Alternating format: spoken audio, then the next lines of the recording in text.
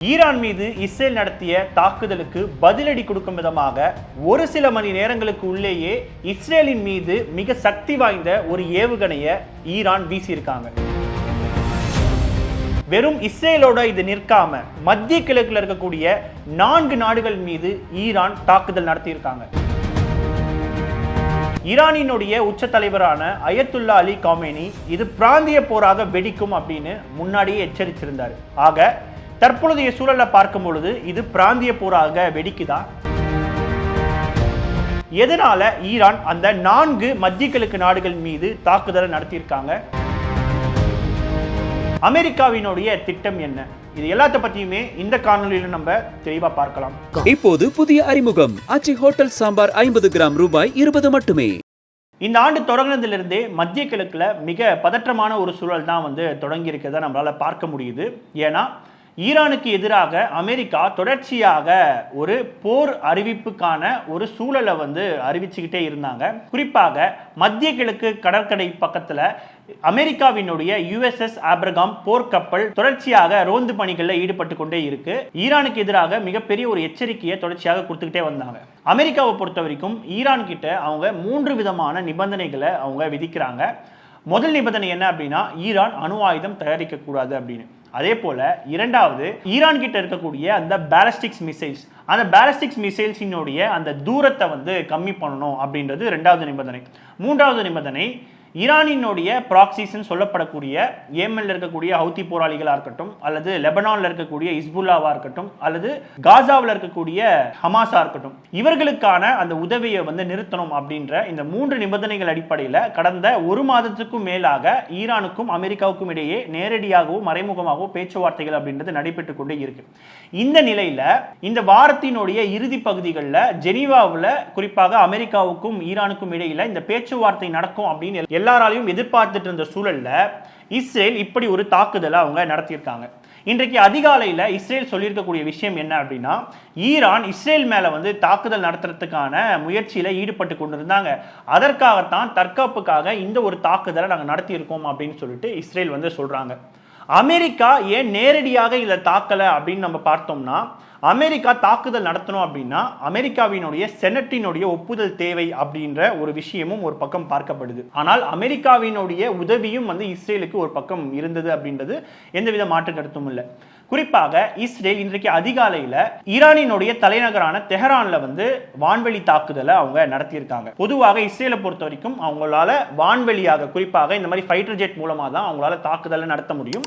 தரை வழியாக அவங்களால தாக்குதல் நடத்துறதுன்றது ரொம்பவே சுலபம் இல்லாத ஒரு விஷயமா இருக்கு. இந்த நிலையில சர்வதேச ஊடகங்களில் வரக்கூடிய செய்தியின் அடிப்படையில் பார்த்தோம்னா, முதல்ல தெஹரான்ல கிட்டத்தட்ட 3 இடங்களுக்கு மேல வெடிச்சத்தம் அப்படின்றது கேட்டிருந்தது. வெறும் தெஹரான் மட்டும் இல்லாம ஈரானினுடைய பல பகுதிகளிலுமே இந்த தாக்குதல் அப்படின்றது தொடர்ச்சியாக இஸ்ரேல் செஞ்சுக்கிட்டே இருந்தாங்க. இந்த தாக்குதல் தொடர்பாக அமெரிக்காவினுடைய அதிபர் டொனால்ட் ட்ரம்ப் ஒரு காணொலியும் வெளியிட்டிருந்தார். அதுல அவர் சொல்லியிருக்கக்கூடிய விஷயங்கள் என்ன அப்படின்னா, ஈரான் ஒருபோதும் அணு ஆயுதம் தயாரிக்க கூடாது. Operation mid night Homer Natanz மற்றும் இஸ்ஃபஹானில் இருக்கக்கூடிய ஈரானின் அணுசக்தி திட்டத்தை தாக்கியது. ஈரான் தனது அணு ஆயுத லட்சியங்களை கைவிடுவதற்கான ஒவ்வொரு வாய்ப்பையும் நிராகரித்து விட்டது. ஐரோப்பாவில் உள்ள நட்பு நாடுகளையும் வெளிநாடுகளில் உள்ள அமெரிக்க படைகளையும் அச்சுறுத்தக்கூடிய நீண்ட தூர ஏவுகணைகளை தொடர்ந்து தயாரித்துக் கொண்டிருக்கிறது. அமெரிக்கா ஈரானின் ஏவுகணை தொழிலை தரைமட்டமாக்கி அதன் கடற்படையை அழிக்க போகிறது. ஈரானிய ஆட்சி கடந்த 47 ஆண்டுகளாக அமெரிக்காவுக்கு மரணம் என முழக்கமிட்டு கொண்டிருக்கிறது. உங்கள் சுதந்திரத்திற்கான நேரம் நெருங்கிவிட்டது அப்படின்னு ஈரானினுடைய மக்களை நோக்கி ட்ரம்ப் ஒரு ஸ்டேட்மெண்ட்டை கொடுக்கிறாரு. அப்போ இந்த இடத்துல ட்ரம்பினுடைய ஒரு முக்கியமான நிபந்தனைனா அந்த பேலிஸ்டிக்ஸ் மிசைல்ஸ் அப்படின்றதும் ஒரு முக்கியமான ஒரு விஷயமா இருக்கு. ஏன்னா இந்த பேலிஸ்டிக்ஸ் மிசைல்ஸ் தான் கடந்த 12 நாள் யுத்தத்துல மிகவும் ஒரு பேசுபொருளாகவும் இருந்தது. அப்போ இந்த பேலிஸ்டிக்ஸ் மிசைல்ஸ் தான் அமெரிக்காவுக்கும் இஸ்ரேலுக்குமே மிகப்பெரிய ஒரு அச்சுறுத்தலாகவும் இருக்கு. இந்த அடிப்படையில தான் ஈரான் இஸ்ரேலுக்கு பதிலடி கொடுக்கும் விதமாக இஸ்ரேலின் மீது ஒரு ஏவுகணையை வீசியிருக்காங்க.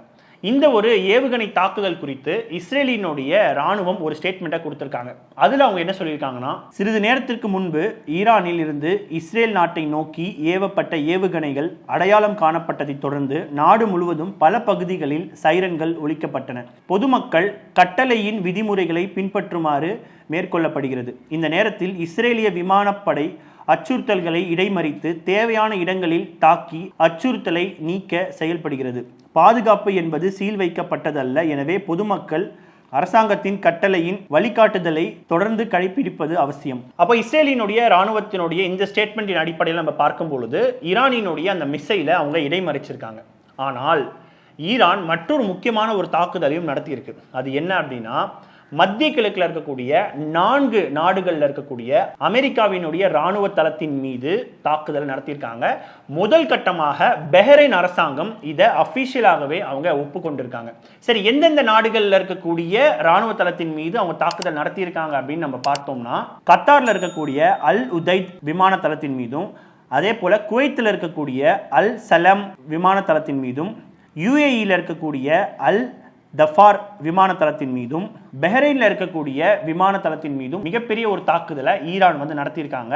அதுல முதல் கட்டமாக பஹ்ரைன் நாட்டினுடைய அரசாங்கமே அது அபிஷியலா ஒப்புக்கொண்டிருக்காங்க. அவங்களும் அது தொடர்பான போட்டோக்களையும் அவங்க வெளியிட்டிருக்காங்க. இது மட்டும் இல்லாம மற்ற நாடுகள்லையுமே இந்த மாதிரியான மிசைல்கள் அப்படின்றது வந்திருக்கு அப்படின்னு சொல்லி அந்த நாட்டு அரசாங்கம் சொல்லியிருக்காங்க. ஆனா அதை இடைமறித்ததாகவும் ஒரு செய்திகள் ஒரு பக்கம் வருது. அப்போ இந்த தாக்குதலை வச்சு பார்க்கும் பொழுது ஈரானினுடைய உச்ச தலைவரான அயத்துல்லா அலி காமினி அவர்கள் இது பிராந்திய போராக வெடிக்கும் அப்படின்னு சொன்னது இந்த இடத்துல உண்மையாயிடுச்சு. ஏன்னா அமெரிக்காவினுடைய ராணுவ தளத்தின் மீது தாக்குதல் நடத்தினா அது அமெரிக்காவினுடைய இறையாண்மை மீது நடத்தப்படக்கூடிய ஒரு தாக்குதல். அதுதான் சர்வதேச அளவில் சொல்லக்கூடிய ஒரு டேர்மாக இருக்கு. ஆனால் அதை தாண்டி இந்த நாட்டினுடைய நிலத்தின் மீதும் இறையாண்மை மீதும் நடத்தப்படக்கூடிய தாக்குதலாகவும் இது கருதப்படும். ஸோ அந்த அடிப்படையில் தான் அயத்துல்லா அலி காமினி இது பிராந்திய போராக வெடிக்கும் அப்படின்றத ஒரு எச்சரிக்கையாகவும் கொடுத்திருந்தார். இப்போ தற்பொழுதைய சூழல் நம்ம பார்க்கும் பொழுது ஈரான் பதிலடிக்கு முழு தயாராக இருக்காங்க. அதற்கான ஒரு முதல் படியாக இந்த ஒரு தாக்குதலை நம்ம பார்க்கலாம். இது வெறும் ஈரான் மட்டும் இஸ்ரேலை நேரடியாக தாக்குவாங்களா அப்படின்னா அது மட்டும் கிடையாது. குறிப்பாக நான் ஏற்கனவே சொன்ன மாதிரி ப்ராக்சிஸ் எல்லாமே இஸ்ரேலின் மீது நாங்கள் தாக்குதல் நடத்துவோம் அப்படின்ற ஒரு விஷயத்தை அவங்க பதிவு செஞ்சிருந்தாங்க. அப்போ இந்த தாக்குதல் அப்படின்றது அடுத்த கட்டமாக மத்திய கிழக்குல மிகப்பெரிய ஒரு பிராந்திய போரா வெடிக்கிறதுக்கான எல்லா வாய்ப்புகளும் இருக்கு. ஈரான் மீது இஸ்ரேல் நடத்திய இந்த ஒரு தாக்குதல் குறித்தும் ஈரானினுடைய இந்த பதிலடி குறித்தும் உங்களுடைய கருத்துக்கள் என்னன்றதை கீழே கமெண்ட் செக்ஷன்ல சொல்லுங்க. தொடர்ச்சியாக இந்த போர்கள் குறித்து அப்டேட்ஸ்களை நீங்க பார்க்கணும்னா தொடர்ந்து இணைந்திருங்கள். இது உங்கள் மின்னம்பலம். நான் உங்கள் விஷால் பொலிவர். நன்றி, வணக்கம். இப்போது புதிய அறிமுகம் ஆச்சி ஹோட்டல் சாம்பார் 50 கிராம் ரூபாய் 20 மட்டுமே. மின்னம்பலம்.com தமிழின் முதல் மொபைல் பத்திரிகை.